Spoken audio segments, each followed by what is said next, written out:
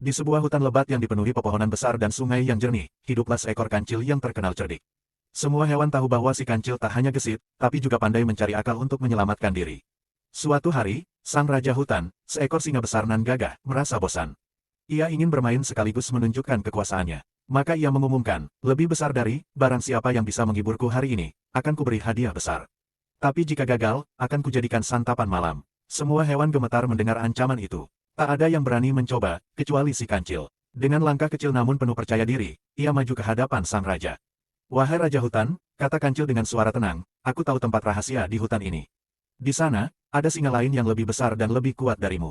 Singa pun terkejut. Apa, tidak mungkin ada singa lain yang menyaingiku di hutan ini. Kancil pura-pura ketakutan. Kalau Tuan tidak percaya, mari kuantar melihatnya sendiri. Tapi hati-hati, dia sangat sombong dan suka menantang. Dengan marah, sang singa mengaum keras dan mengikuti kancil. Mereka berjalan sampai ke tepi sungai yang jernih seperti kaca. Kancil menunjuk ke air. Itu dia, Tuan. Lihat, ia menatap Tuan tanpa takut. Singa menatap ke air dan melihat bayangan dirinya sendiri. Tapi karena amarah menguasainya, ia tidak sadar itu adalah pantulan. Ia mengaum keras ke singa di air, dan tentu saja, singa di air juga mengaum balik.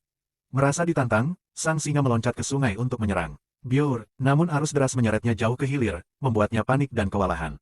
Sementara itu, kancil tertawa kecil di tepi sungai sambil berseru. Lebih besar dari, ampun raja, ternyata lawan Tuan hanyalah bayangan sendiri.